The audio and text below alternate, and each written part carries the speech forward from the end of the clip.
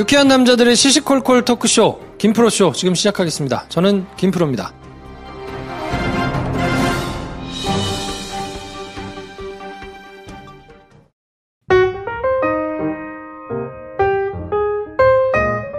장편 영화를 열심히 준비하고 계신 배준현 감독님 나오셨습니다. 안녕하세요, 배준현입니다. 네, 한량 김 선생 나오셨습니다. 안녕하세요, 김 선생입니다. 네, 전 영화 좋아하는 김프로고요. 결혼에 대한 사연이 가끔 올라오는 경우가 있는데 이거 좀 쉽지 않은 것 같아요. 왜냐면 이게 연애 정도만 돼도 그냥 조금 가볍게 저희가 얘기하고 근데 결혼은 사실 뭔가 말을 얻는다는 게 책임질 수가 없잖아. 조금 좀 쉽지 않은데 사실 이 사연을 보내면서 누구도 우리에게 책임을 요하진 않습니다. 그렇지. 이게 마치 저번 사연 같이 끓는 점 지난 면 같아요.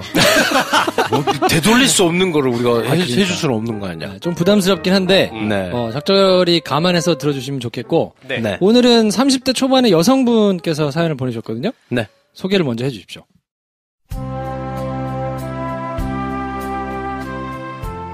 32살 여자입니다.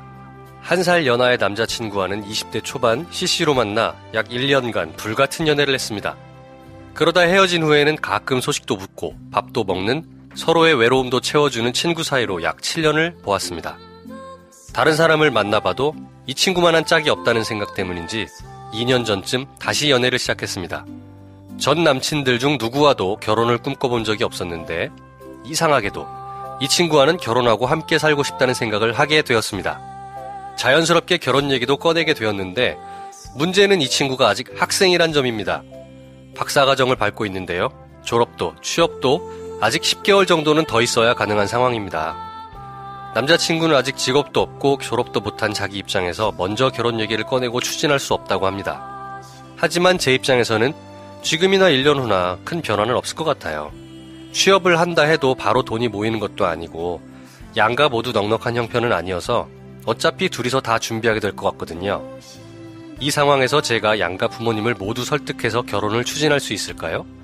남자친구는 너만 좋다면 난 지금 당장이라도 결혼하겠다 고 말은 하지만 실제 결혼을 허락받고 준비하는 과정에서 얼마나 적극적인 모습을 보여줄지 모르겠습니다. 괜히 서두른 과정에서 제가 실망하고 상처받을까봐 두렵기도 하고요. 준비 시간 자체가 결혼을 미루는 핑계라는 생각도 들어서 서운하기도 합니다. 남자친구만 강한 의지를 보여주면 전 당장이라도 혼인신고부터 하고 신혼부부 특별 공급을 노려보고 싶어요. 이렇게 제가 주도해서 결혼을 추진해도 될까요?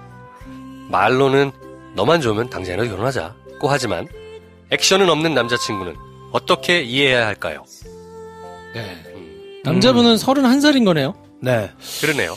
결혼을 생각을 하기가 쉽지 않은 나이 아닌가? 복잡하네요. 네. 네. 전 쉽지 않네요. 내가 지금 직업도 없고 졸업도 안 했는데 뭐가 돼야 뭔가 생각을 할 수 있는 거 아닌가? 제 생각에는 남자친구는 사연 보내신 분보다 결혼이란 이슈에 대해서 심각하면서도 구체적으로 고민을 해본 적이 없는 것 같습니다. 네. 네. 할 이유가 없는 거 아닌가요? 근데 이제 여자친구가 있으니까 또 여자가 계속해서 결혼 얘기를 직간접적으로 하니까 그렇다면은 상상이라도 해볼 수 있잖아요.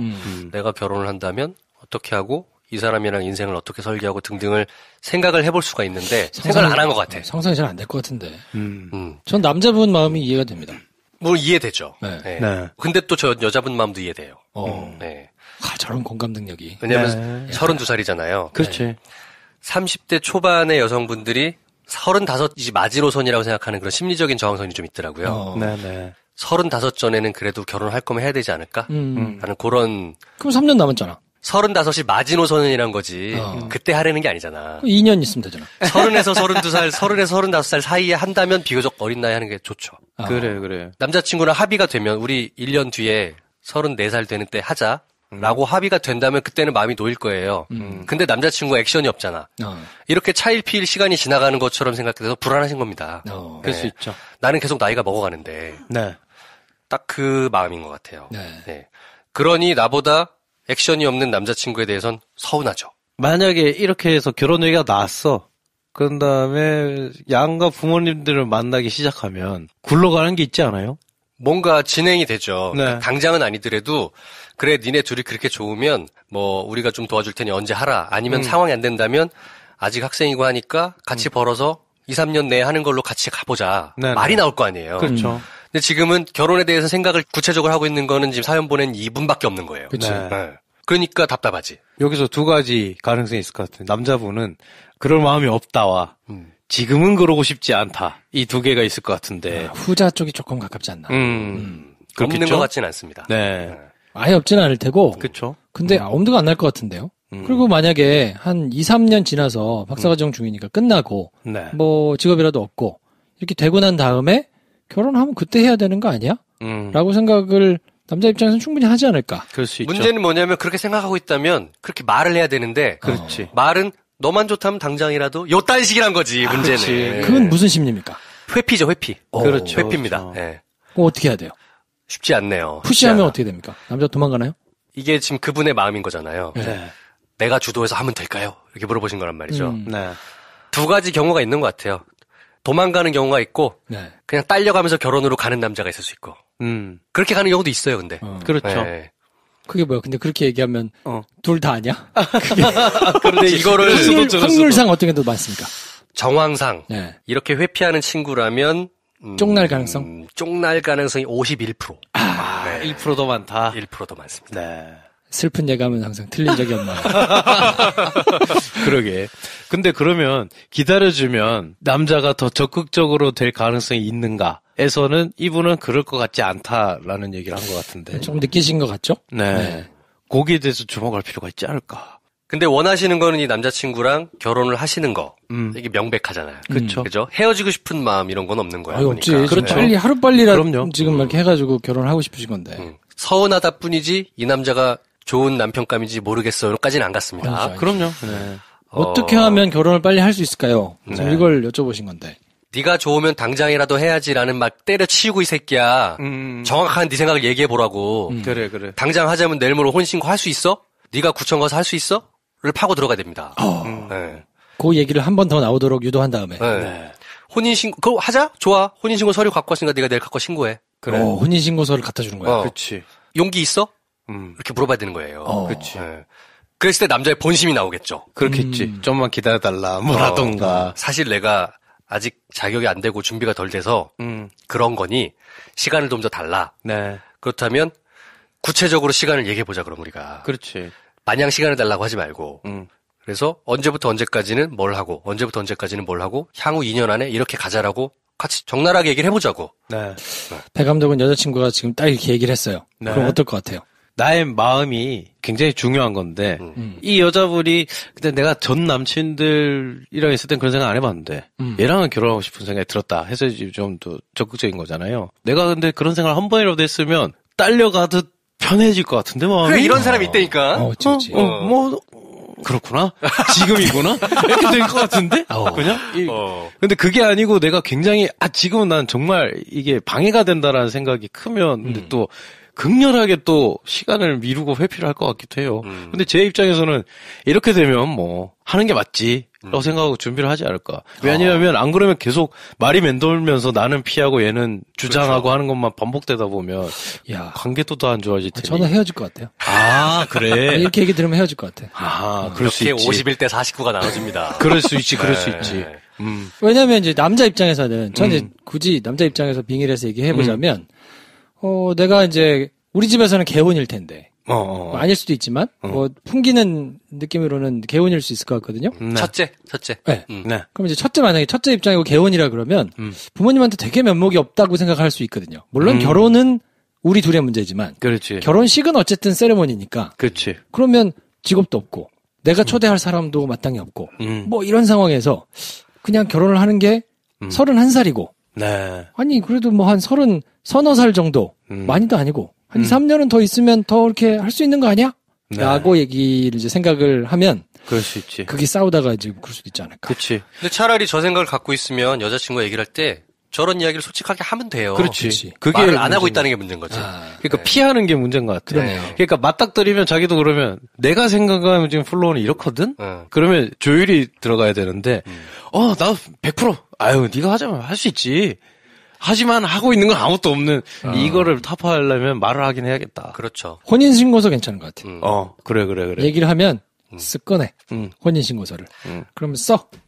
일단. 쓰고, 저기 도장 갖고 와 찍고, 내일 자기가 구청 가서 신고해. 그래. 그리고 우리 그 신혼대출 이거 신청해야 되니까, 요거 도장 찍어야 그거 할 수 있는 거거든? 그러면서 이제, 그럴 때 어떻게 할 것이냐. 근데 이제, 대화의 스킬인데요. 남자친구한테 말씀을 하실 때, 제가 방금 말했던 건 약간 윽박지르는 것처럼 보이잖아요. 네. 뭔가 선택을 강요해야 될 것 같고, 그렇게 톤을 잡지 마시고, 우리가 결혼을 하면, 자기가 박사과정을 밟는데 어떤 도움이 있을 것 같고 좀 더 안정된 상황에서 더 공부를 잘 마칠 수 있어서 그 다음 패스로 가기에 굉장히 도움이 될 수 있도록 나까지 준비를 잘 할 수 있을 것 같다. 내가 자기를 제일 잘 아니까. 혼자 준비하고 그러면 힘들잖아. 우리 같이 이렇게 하면 더 좋을 것 같지 않아? 네. 요렇게 밝은 미래를 보여주면서 설득하면 배 감독 어떨 것 같아요? 아유 그러면 그냥 딸려갔지. 그렇죠. 나는 해줄 것 같습니다. 그럴 수 있지. 근데 여기서 관건은 뭐냐면 요 미래를 같이 이제 그려가는 것이 이제 어느 정도 돼야 저같이 대답이 나올 것 같고 그렇죠. 아직 난 지금 그럴 생각이 없다니까. 저는 라고 역으로 이분이 회피하시는 것도 있지 않을까 라는 생각을 한번 해봅니다. 남자친구를 이렇게 쪼면 혹은 잘 구슬러가지고 결혼을 푸시하는 것처럼 얘기가 되면 그냥 남자친구가 튕겨나가지 않을까? 라는 생각에 본인이 그렇게 얘기는 꺼내서 못하고 그냥 넌지시 내비치면서 그러면 당장이라도 하지 근데 뭐 이렇게 하면서 그냥 지나가면 따져놓고 막 얘기는 못하면서 이렇게 하고 있는 것도 좀 있지 않을까. 그럴 수도 있지. 그러니까 이걸 정확하게 얘기하지 않는 입장이라고 상호간에 해보면. 그러니까 본인 입장에서는 충분히 표현했다고 그럴 수 있죠. 생각할 수 있지만 남자 입장에서는 완전 내놓고 이렇게 얘기는 또 안 한 이런 걸 수도 있거든요. 만에 하나. 그럴 수 있죠. 그러면 그냥 어차피 남자분이 적극적으로 나서서 그렇게 하실 가능성은 지금은 적으니까 그래. 여자분이 좀 까놓고 맞아. 얘기를 한번 해보시고 남자분에게 구체적인 답변을 한번 들어보시라. 진실의 순간을 피하지 마시라, 두 분 다. 맞아요. 모멘트 오브 트루스라고 하죠. 네. 그 순간을 맞닥뜨리셔야 된다. 네. 남녀 관계에서 어떤 로망이 충족되는 굉장히 어떤 판타지가 어느 정도 아다리 맞아서 막 이런 아름다운 이런 순간 있잖아. 있죠. 나는 그것보다는 내가 더 카타르시스를 느낀 건 뭐냐면 전전협정이나 아니면 어떤 우리가 이런 것까지 합의문을 도출해내다니 여기서 오는 카타르시스가 훨씬 더 크지 않나. 그러려면 진실의 순간을 직면하셔야 그렇죠. 된다. 네. 이 결혼 사연은 힘들어요. 그래. 재밌기도 힘들고 재미로 할 일도 아니고. 그렇지. 그렇다고 저희가 드리는 솔루션이 뭐 대단한 것도 아니고. 그러니까. 빨리 끝내겠습니다. 선물 드려 선물. 네, 선물 드릴게요. 잘 되셨으면 좋겠고. 네. 이동환 선생님께서 보내주신 그 나의 슬기로운 감정생활 네. 책을 선물로 보내드릴 테니까 하여튼 좀 좋은 결과 있으셨으면 좋겠고. 네. 제가 뭐 헤어질 것 같은데 뭐 이렇게 얘기한 거는 너무 마음에 담아두지 마시고. 네. 아닐 수도 있으니까. 그럼요. 네. 저희는 잠깐 광고 듣고 2부에서 최희영 과장님 모시고 찾아뵙겠습니다.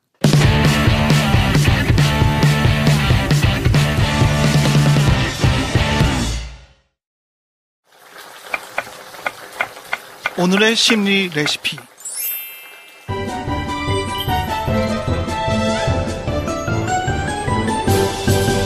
얼마나 맛있게요? 네. 오늘 주제는 언제 하고 싶나요? 언제 하고 싶으세요? 뭘요? 제목이 뭐지? 네, 하신 분들 많을 텐데. 네. 네. 글쎄, 피곤하지 않을 때? 네. 언제나? 네. 반응이 있을 때. 반응이 있을 때. 반응이 있을 때. 네. 자극이 있을 때. 네. 욕망이 있을 때. 그러네요. 그렇죠. 네. 잘 될 것 같을 때. 네, 그렇죠. 그럴 때 강제로 하면, 사달이 나죠. 네. 도대체 무슨 얘기를 하려고 이렇게 막장 제목을 달았나. 그러니까. 싶으신 분들 계실 텐데. 네. 제가 일부러 약간 의도하고 달았습니다만. 네, 늘 그렇지 않나요? 네. 노골적으로 한번 달아봤습니다만. 네. 내용은 굉장히 착합니다. 그렇습니다. 그렇죠. 오늘 얘기는. 그 얘기예요. 네. 이상한 생각 하시는 분들이 지금 음란막이, 아이고. 그렇지. 무슨 생각을 하신 거예요? 네. 오늘 얘기는 이제 동기부여에 대한 얘기입니다. 네. 그래서 어떨 때 일을 실천하고 싶냐? 네. 진짜로 계획했던 일을 하고 싶을 때가 언제냐? 네. 뭐 이런 얘기인데 AS 사연입니다. 오늘은. 네. 예전에 저희에게 사연을 보내주셔서 저희가 이제 사연을 상담을 해드렸고 그분이 이제 다시 사연을 좀 보내주셨는데, 네네. 뭐 옛날 거를 찾아 들으시라 이렇게 하면 찾아 듣겠습니까? 네, 어떻게 찾아? 그렇지. 나도 못 찾아. 그래서 옛날 사연을 먼저 한번 방송됐던 사연을 들려드리고요. 이어서 오늘 이제 AS 사연 보내주신 내용을 네. 한번 소개를 해드리도록 하겠습니다.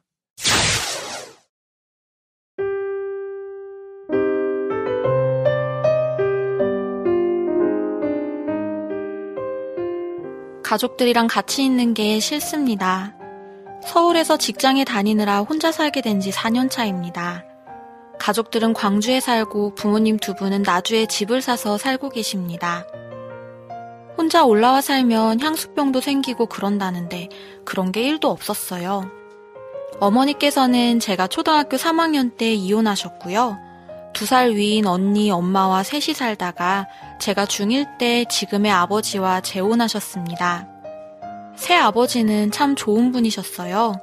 아버지 쪽엔 언니와 저랑 동갑인 여동생, 그리고 초등학생인 남동생이 있어서 7명의 대가족이 되었습니다. 재혼 후 양쪽 자녀들의 친아버지, 친어머니 문제 때문에 집안에 큰 다툼이 있었습니다. 당시 제가 느끼기에는 정작 자식들은 별 생각 없는데 두 분이 저희를 명목으로 싸우신다는 생각이 들기도 했었죠. 어머니는 전 남편 집안을 너무나 미워하셨고 어릴 때부터 친언니와 저에게 그분들 욕을 많이 하시면서 어느 순간부터 만나지도 못하게 하셨어요. 크고 나서는 친아버지에 대해 아무 감정도 생기지 않았습니다. 이제 와서 만나면 귀찮아질 거란 생각이 들기도 하고요. 그런데 새아버지 생각은 다르셨어요. 본인 아이들이 친엄마를 보고 싶어 하는데 어떻게 그걸 말릴 수 있겠냐고 생각하셨던 것 같아요. 그걸 어머니는 불공평하다고 생각하셨고 저희가 받을 상처 때문에 싸움이 커졌던 것 같습니다.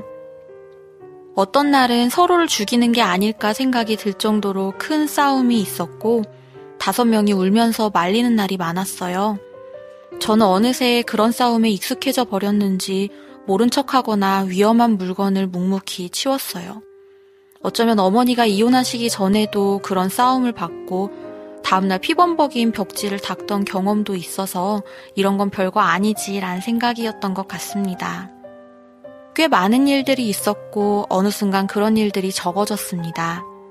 새언니나 동생들, 아버지는 참 좋은 사람들입니다.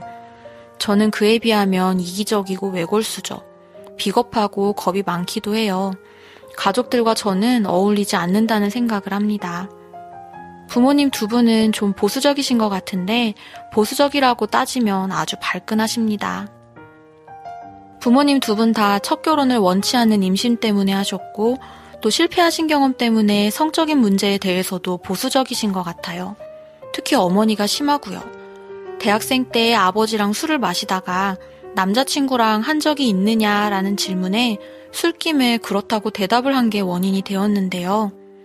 어머니한테 그렇게 그게 좋으면 몸이나 팔아라 하는 온갖 욕설과 폭력을 당하면서 손이 발이 되도록 빌었고 사귀던 남자친구와 헤어졌습니다.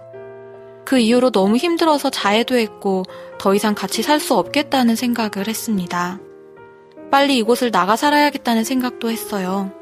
시간이 지나면서 무뎌지긴 했지만 전 어머니를 미워하는 것 같습니다. 집을 나가 혼자 서울에서 고시원에 머무를 때 마음은 참 편하고 좋았습니다. 이제 저답게 사는 것 같고요.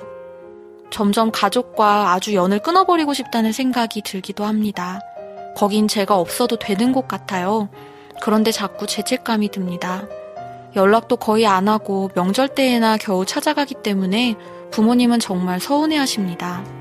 막상 가면 그럭저럭 웃으면서 잘 지내는데 가는 동안은 정말 죽을 것 같아요. 저를 키우느라 희생하신 부모님을 생각하면 전 정말 이기적이고 나쁘다는 생각이 들지만 도저히 용서가 안 됩니다. 계속 이렇게 살아야 하나요? 시간이 그냥 약인 걸까요?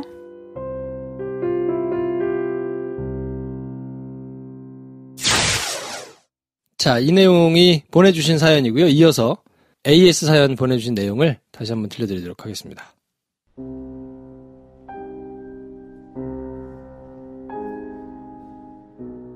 가족들이랑 있는 게 너무 싫다고 사연 보냈던 사람입니다. 설 이유를 궁금해하셨는데 설날에는 바쁘다는 핑계를 대고 안 갔었어요. 그 후에 외가 식구들과 가족 사진을 찍어야 해서 내려갔었습니다. 그때는 상담 방송을 듣고 난 후라서 어떻게든 말해야 돼라는 생각으로 일단 친언니에게 다 얘기하겠다고 통보를 했습니다. 언니는 공감하면서도 걱정을 많이 하더군요. 그렇게 상황을 보는데 얘기 꺼내기가 쉽지 않더라고요. 불행인지 다행인지 올라가기 전날 저녁에 아버지와 저 사이에 트러블이 생겼습니다. 설날에 집에 오지 않았던 게 서운하셨던지 회사를 때려칠 생각을 해서라도 왔어야 했다 그렇게 말씀하시더군요. 지금 생각해보니 제가 새아버지를 참 미워하고 있었군요. 그때 아버지는 술에 많이 취해 계셨던 터라 여동생이 안방으로 모시고 들어가고 저는 순간 너무 화가 나서 그 새벽에 당장 서울로 올라가겠다고 짐을 챙겨 나가려고 했고 어머니께 내가 그렇게 죽을 만큼 잘못을 했느냐, 우리를 키우느라 힘들었던 건 안다. 그렇다고 우리한테 준 상처가 상쇄되는 게 아니다라면서 소리를 지르기도 했습니다. 남동생은 자기가 미안하다면서 저를 말렸고요. 다음날 새벽에 나가려는데 어머니가 기차역까지 태워주시겠다고 하셨어요. 기차역에 주차를 하고 나니 차 시간이 30분 정도 남아서 어머니와 시시콜콜한 얘기를 하다가 이제까지 마음에 담아뒀던 일들을 전부 쏟아내기 시작했습니다. 그때 몇 년치 눈물을 다 흘린 것 같아요. 어머니는 잠자코 들으시더니 그래서 그렇게 싸늘하게 대했던 것이냐며 너희들을 키우면서 다정하게 대하지 못했던 게 늘 후회가 되고 그때 상처를 줘서 미안하다고 하셨습니다. 정말 놀랐어요. 그런 말씀을 하실 분이 아니라고 생각했었거든요. 우습게도 그동안 응어리졌던 마음이 확 풀리더라고요. 어머니는 우리가 그래도 모녀로 지낼 기간이 많이 남았으니 지금부터라도 같이 노력해보자고 하셨습니다. 그 후에 제가 아주 살가운 딸이 되거나 하지는 않았지만 아무 일 없어도 먼저 전화를 걸기도 하고 오늘 뭐 했다, 뭘 먹었다 하며 얘기도 합니다.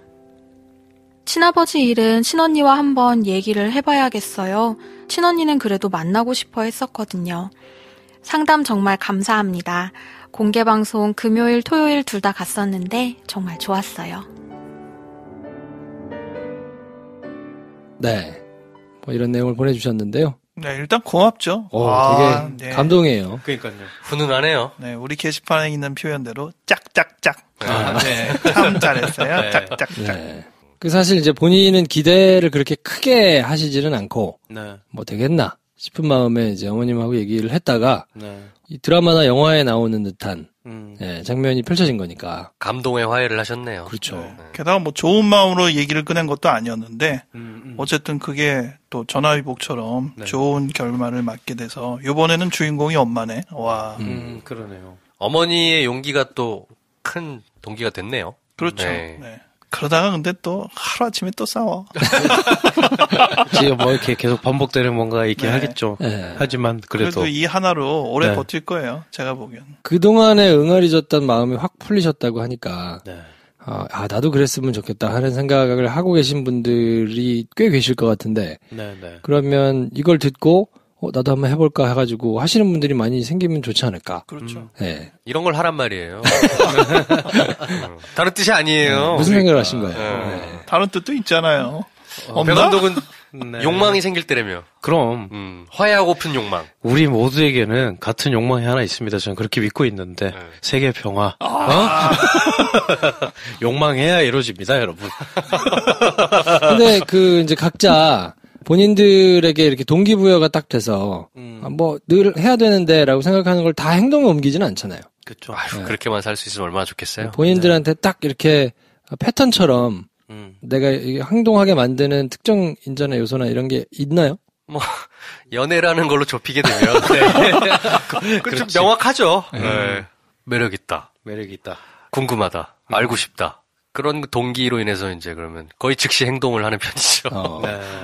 야, 저 동기로 실천에 바로 옮길 수 있다는 거는 정말 능력자인 거예요. 그렇죠. 좀 더 현실적으로 저는 매력 있다라고 생각을 해보세요. 그러면은 그걸로 동기부여가 안 돼. 매력이 있어도. 어떻게 그것만 가지고 어떻게 동기부여가 돼요. 네. 근데 거기에 저한테 하나 더 플러스 되려면 가능성이 있겠다라는 것이 상대방에게서 저한테 전달이 뭔가 돼야죠. 이거는 해도 되겠다. 되겠는데? 뭐 이런 게 있어야지. 안 그러면 제가 네. 운신의 폭이 없잖아요. 물론 제가 행동한다는 거는 네. 바로 찾아가서 안녕하세요 저 마음에 드는데 이게 아니고요. 네, 네. 그분에 대한 단서를 최대한 많이 수집하기 시작하는 거부터죠. 그러니까 그건 본인으로부터 출발된 적극성이잖아요. 그렇죠. 저는 그렇죠. 적극성이 저쪽에서부터 출발되지 않으면 하나도 없다. 그치, 그건 많은 차이가 있을 수 있지. 그렇네요. 네. 어쨌건 저 같은 경우는 뭔가 제가 이제 본격 액션을 취했을 때 거절당하지 않을 수 있을 만한 그 여러 가지 저의 그 무기들을 미리 준비하는 시간을 갖는 거죠. 뭐 어디 사냐, 취미가 뭐냐, 나이가 몇 살이냐, 뭐 주로 활동하는 동선이 어디냐, 좋아하는 건 뭐냐 이런 걸 최대한 많이 파악하고 최대한 파악한 거를 그 정보를 기반으로 해서 어프로치 작전을 짜는 거죠. 안 되는 걸 되게 하는 거잖아요. 거의. 이런 말이 계속 두 분이 계속 얘기하면 계속 맴돌고 왜냐하면 김 선생님은 이해가 안 갈 거야. 아니 그게 아니고 이렇게 하시고 최 쌤은 아니 그러니까 계속 이렇게 둘이 말이 맴돌 그렇죠. 것 같은 느낌. 네. 저는 보통의 경우에는 무엇이 나를 행동하게 하느냐를 봤을 때 보통의 대부분의 경우는 제가 침범당하지 않으면 욕망이 발현되는 적극적인 행동을 안 하는 편인 것 같아요. 내가 뭐가 필요해서 한다의 유형보다는 내가 이걸 하는데 이게 방해가 되면 그때 뭐라고 한다. 이런 식으로 발현이 되는 것 같고 거의 대부분의 문제가. 그런데 정말 몇몇 부분은 이건 내가 이렇게 해서 영향을 끼쳐야겠다 하는 명확한 몇 개의 어떤 제가 그냥 넘어가기 힘든 부분에 대해서는 굉장히 적극성을 띠는 것 같고. 근데 이게 뭐 괜히 그냥 하는 얘기처럼 지금 하긴 했는데 네.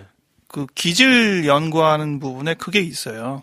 자기로부터 출발하는 에너지가 많은 사람이 있고 주변에 난관이 있는지 없는지가 중요한 판단인 경우가 있어요. 그래서 자기가 좋아하기 때문에 출발하는 사람이 있는가 하면 밖에서 방해하지 않기 때문에 에너지가 가는 경우도 있거든요. 그러니까 좋아서라는 사람이 있는가 하면 싫지 않아서 있는 사람이 있거든요. 그런 부분으로 동기부여가 사람마다 조금 달라요. 그렇구나. 타고난 기질이 차이가 있겠네요. 네. 저 같은 경우는 100% 제가 좋아서. 네. 약간 저돌형이죠. 자기로부터 에너지가 출발하는 사람이고, 싫지 않아서 이런 쪽은 안정형. 그러니까 뭔가 이렇게 자기한테 방해가 되지 않을 것이다라는 게 확보된 상태에서 겨우 움직이는 그런 느낌인 거예요. 저는 대부분의 경우 확보된 상황에서 겨우 찌끔찌끔 움직이는 걸 선호하는 편인 것 같긴 합니다. 많은 관계 속에서. 그런데 제가 하는 비유 중에는 제 인생이 제가 맞닥뜨린 모든 문제가 오늘 점심을 짜장면을 먹을지 짬뽕을 먹을지 정도의 문제로 저한테 다가오고 밥을 먹지 말라고 할 경우에만 목소리가 커지는 이런 느낌으로 뭐 짬뽕을 먹으면 짬뽕을 먹고 짜장면 근데 왜 밥을 먹지 말라는 거야? 이제 이럴 때만 이렇게 제 목소리가 커지는 막을 때 오히려 동기부여가 되는 거예요. 왜 날 못하게? 네, 그렇죠. 제가 뭔가를 하려고 하는 어떤 욕구가 발현되고 있을 때는 거기에 대해서 또 딱히 신경을 안 쓰는 것 같기도 하고 몇몇 특정한 부분에 대해서는. 배 감독 같은 사람은 누가 막지 않으면 자기가 무슨 동기를 갖고 있는지 분별 자체가 좀 잘 안 되는 경우도 많아요. 나는 뭘 원하지? 이런 걸 잘 모르는데 그럴 수도 있죠. 하지 마 할 때 이제 비로소 내가 이걸 하고 싶구나 이때 아는 거예요. 야, 그러면 주변에 계속 딴지 걸고 막는 사람이 있어야 되겠네요. 그런 거 아니에요? 그렇지. 그렇지. 그 사람이랑 미운정이 들지 안 보게 되지. 그 사람이랑 사귀지 마. 그럼 내가 그걸 원하게 되는 건가? 약간 이거 되게 좋은 말인지 안 좋은 말인지 모르지만 방골기질이라는 게 그런 거 아닌가? 라는 생각도 드네요. 그럼 그 시나리오 좀 쓰지 마. 왜? 이런 거구나. 그렇군요. 이렇게 자극을 해야 시나리오가 빨리 나오겠군요. 그 써서 뭐해? 기분 나쁜데? 실제로 기분 나빠하는데. 그게 기분 나쁜데? 그 영화 봐서 뭐하니? 이거 봐. 맞네요. 약간 그런 기질이 있긴 있구나, 정말. 네. 신기하다. 저는 동기부여가 언제 되나 봤더니 스스로한테는 그런 것 같아요. 약간 막다른 골목에 처했다라는 느낌을 받아야 움직이는 게 좀 있는 것 같아요. 물론 이제 제가 좋아하는 걸 찾아서 막 이제 하고 하는데 유독 어떤 부분들에 있어서는 이제 끝까지 온 거 아닌가? 라는 생각이 들어야 그때 이제 딱 움직이기 시작하는. 자존감 무지하게 높네. 그래요? 높은 겁니까? 그렇죠.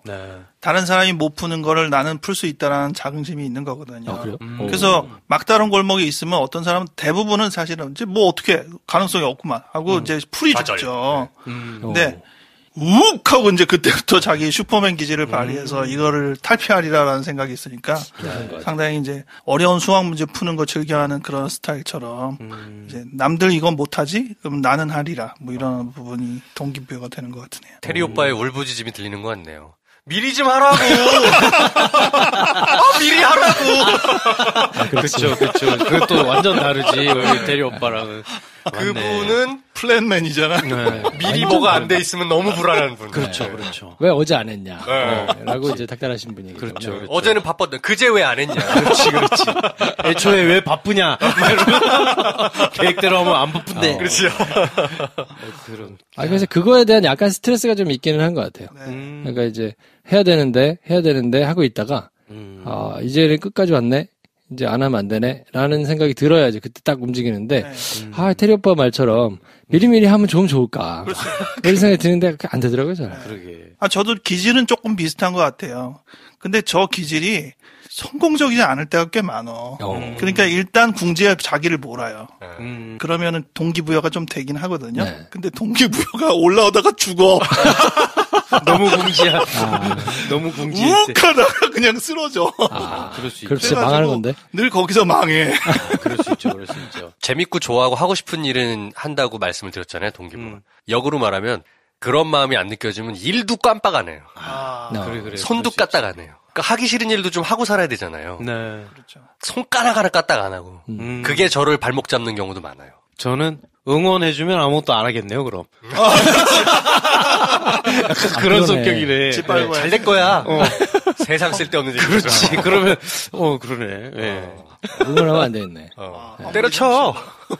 나한테 별로 좋은 거 아닌 것 같아, 지금 이런 전개. 네, 여러분, 많은 칭찬과 사랑이 필요합니다. 네. 배 감독이 잘할 수 있는 다른 일이 많은 것 같은데. 참. 그러네요. 이분은 이제, 친아버지와의 일만 좀 남으신 것 같은데, 저한테 보내신 내용을 보면, 어머니와는 드라마틱하게 이제 좀 응어리가 풀리신 것 같고, 네. 친아버지는 친언니하고 한번 얘기를 해봐야 되겠다. 친언니는 그래도 좀 만나고 싶어 한다. 저희 기억으로는, 어머님을 통해서 안 좋은 얘기를 계속 들어가지고, 네. 뭔가 이렇게 안 좋은 기억, 이미지가 좀 만들어진 거 아닌가. 자기가 경험한 아버지라기보다는 어머니로부터 만들어진 아버지, 어머니한테서만 해당되는 아버지 모습으로 계속 접했기 때문에 본인이 또 성인으로서 접할 기회가 된다면 좀 객관적인 마음으로 접하는 게 좋지 않나. 네. 생각보다 뭐 걱정하시는 것보다 일이 잘 풀릴 수도 있으니까. 그렇죠. 물론 뭐 그렇지 않을 가능성도 있기는 하지만 뭐 믿져야 본전이니까요. 막말로 자기가 어렸을 때의 아버지를 정말 객관적으로 보면 안 좋을 수도 있겠죠. 근데 지금 세월이 지나가지고 왜 아버지는 그것이 똑같지는 않잖아요, 당연히. 그러니까 회한도 많을 수 있고, 그래서 지금은 오히려 조금 괜찮을 수도 있다. 이런 부분을 생각할 때 지금은 교류할 수 있는 어떤 가능성이 있지 않나 생각이 들죠. 이미 어머니와의 극적인 화해를 한번 경험했다는 게 또 자신감일 수도 있겠네요. 그렇죠. 네. 이분은 남은 인생이 그걸 직접 실천하셨을 때 이전과 이후가 너무 극명하게 나눠질 것 같아요. 그러니까 만약에 계속 그냥 그 상태로 답답하게 집에 안 가고 회피하고 그냥 그렇게 지내셨다면 이게 그냥 평생의 한 내지는 어머니 그렇게 돌아가시면 계속 그 응어리가 있었을 거 아니에요. 또 어쨌든 그걸 이제 해결하셨으니까 이후의 인생과 이전의 인생이 굉장히 다르지 않을까.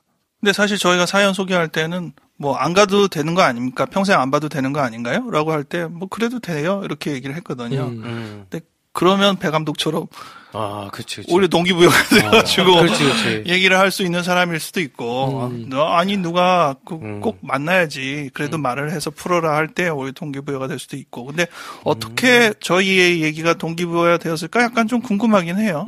제가 한번 빙의해 보자면 굉장한 뽐뿌가 됐겠다. 네. 내가 그래 알았어. 내려가서 얘기하란 얘기 아니야. 라고 입수가 됐을 수 있겠다. 네. 우리의 말이. 그런 뉘앙스로 들리셨을 수도 있겠다. 평생 안 가셔도 돼요, 이 얘기가. 아니, 뭐, 안 보는 거지, 뭐, 어떡하겠어요. 라고 하는 게, 그래, 내가 풀게, 이걸. 이라고 입수가 됐을 수도 있겠다. 라는 생각을 한번 해봅니다. 하지만 저는 칭찬과 위로가 필요합니다. 네. 가장 부정적인 예측을 해놓고, 더 이상 거기서 뭐 망하지는 않을 거 아니냐? 이렇게 얘기를 하는 것이 실천을 하게 하는 동기가 되는 경우도 물론 많아요. 믿져야 본전인데 이런 표현처럼 해보기나 하자. 뭐 이런 마음 편함. 근데 되게 불안하잖아요. 벌어지는 상황들이 굉장히 파국이 될 거라는 예상들을 하게 되니까. 그럴 때 사실 뭐 얼마나 벌어지겠다고 하면서 막 얘기를 하고 끼껏 벌어져봤자 이 정도인데 뭐 이렇게 이제 확인이 된 다음에는 그러면 뭐 한번 해보지라는 생각을 갖게 되는 분들도 많이 있죠. 스스로 자기한테 동기부여되는 포인트가 뭔지를 알고 있으면 최소한 자기 자신을 컨트롤할 수 있는 하나의 방법을 하나쯤 알고 가는 거네요. 그렇긴 하죠. 네, 주변한테 소문 내주는 게 좋아요. 나는 이럴 때 동기부여가 잘 돼. 그러면은 아니 알려줬는데도 불구하고 그러면 사람이 좀 전략적으로 거기에 내가 또 당하면 안 되지라고 생각을 하는데 안 그래요. 나는 없이 당하죠. 네, 나는 칭찬하면 무조건 잘해 그러는데 내가 말했으니까 칭찬해주면 이제는 안 해야지라고 생각은 하지만 칭찬하면 그냥 물 녹듯이 녹아가지고 이렇게 또 그렇지. 하고 그렇게 되는 게 사람이라서요. 저도 그런 데도 확실히 작업받는 일이 있나 봐요. 크게 뭐 오케이 알겠는데 이게 잘못되면 이런 소지가 있어. 라고 얘기하면 전 좀 전투력이 붙하거든요. 그러니까 약간 그게 그 기질이랑 맞는 것 같아. 이래나 저래나 상관없는데 이게 잘못되면 아마 이렇게 될 수도 있지 않아? 라고 하면 그래서 내가 하면 그렇게 된다는 거야? 내가 지금 그렇게 한다는 게 아닌데 막 이런 식으로 자극을 받는 게 있는 것 같아요. 사연 소개자를 위해서 방송을 하는 줄 알았더니 어떻게 하면 시나리오가 빨리 끝날 수 있나가. 이거 너무 많은 거를 이 방송을 듣는 모든 분들은 배 감독을 자극하는 법을 배웠네요. 망했다. 우리 영화 금방 나오겠다 이제. 망했다. 웬만하면 조금씩 움직이고 싶은 사람인데. 팟빵 댓글로 배 감독님 그만하세요. 괜찮아요. 벌써 열받는데. 괜찮은데? 빨리 나오겠네요. 죽기 전까지만 하면 되죠, 뭐. 너무 열받는다. 큰일 났다. 그리고 이분은 공개방송에 금요일, 토요일 둘 다 오셨었다고. 진짜 감사합니다. 어디 앉아 계셨는지 모르겠는데. 그러니까요. 저희가 그 사연 보내신 줄을 몰랐어요. 그쵸? 알았으면은 인사라도 반갑게 한번 했을 텐데. 잠깐 귀뜸이라도 해주시지. 글쎄 말이에요. 그분은 얼마나 내가 사연 보냈는데 하면서. 그러셨겠네. 그것도 좀 재밌는 경험이잖아요. 그쵸. 자기만 비밀을 간직하는 것 같이 하면서. 혼자 재밌자고. 말도 안 해주고. 나중에 제가 갔었지롱 이렇게 얘기하는 게 얼마나 재밌어요. 아니, 몰라도 되잖아. 응? 알아야 돼! 반드시 알아야지! 그날 왔던 사람 명단 보긴다, 이제 좀 내가. 찾아낼 거야! 이게 확실히 효과가 있네. 큰일 났다. 하필이면 김프로가 들고 있는 이면지가 그 명단이네요. 그래요? 진짜. 그러네. 내가 찾아낼 거야. 야, 공개방송에 오셨던 분들 티켓 명단을 이면지를 썼는데. 그러니까, 상관없어요. 야, 대박인데, 이거? 뭐 그런 걸 궁금해, 자꾸. 줘봐! 야, 그날 찍은 사진과 함께. 그러니까요. 신기하다. 아무튼 감사드리고. 그래도 저희도 어쨌든 이렇게 그 AS 사연 보내달라고 하는데, 극적인 이 해결을 보셔가지고 또 사연을 보내주시니까 정말 오히려 저희가 감동이고 힘이 되는 것 같아요. 저희한테 동기부여가 되네요. 그렇죠. 저희 그 AS 사연 많이 받고 있는데 진짜로 그 이후로 다른 변화가 있으신 분들은 보내주세요.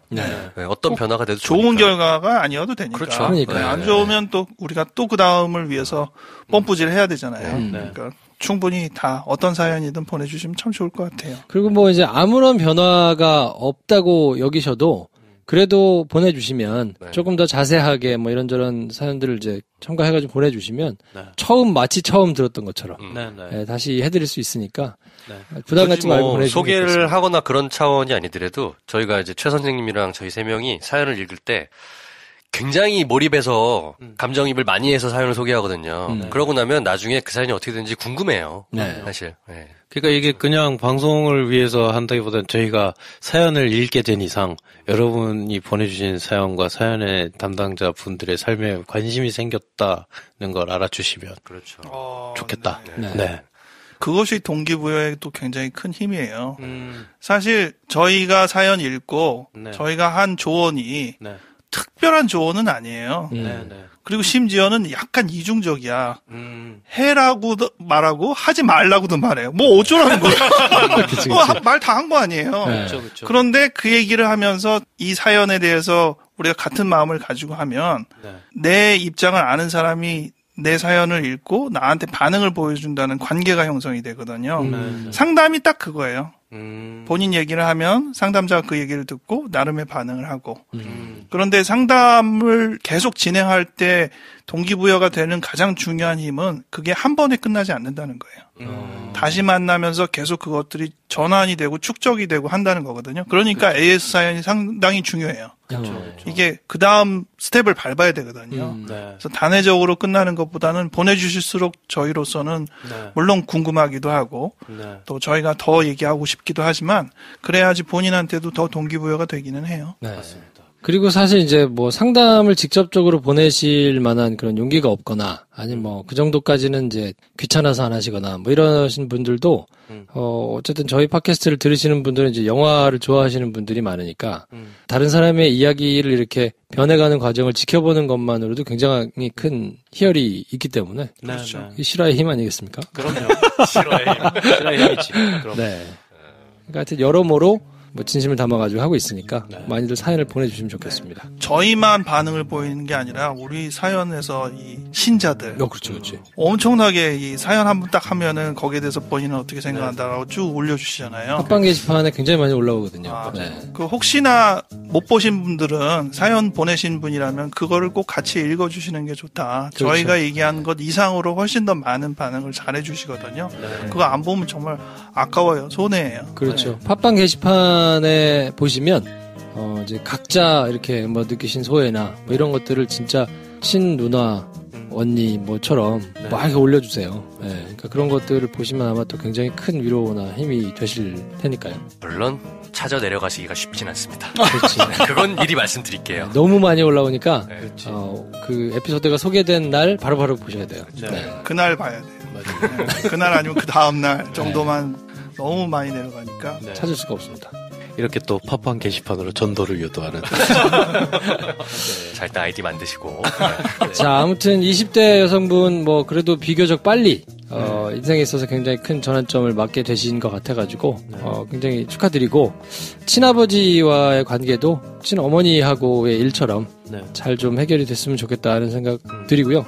그리고 뭐 혹시 언니하고 같이 뭐 친아버지 만나가지고 이렇게 하게 되면 사연을 또 보내주시면 그러면 좋죠. 저희가 또 소개를 해드리도록 하겠습니다. 어떤 종류의 사연도 좋으니까 사연 기다리고 있습니다. 사연 많이들 보내주시고요. 저희가 성심성의껏 상담을 해드리도록 하겠습니다. 저희는 그러면 다음 주에 또 다른 분 사연 가지고 찾아뵙고요. 오늘은 이 정도에서 정리하겠습니다. 다음 시간에 뵙겠습니다. 고맙습니다. 감사합니다. 안녕히 계십시오.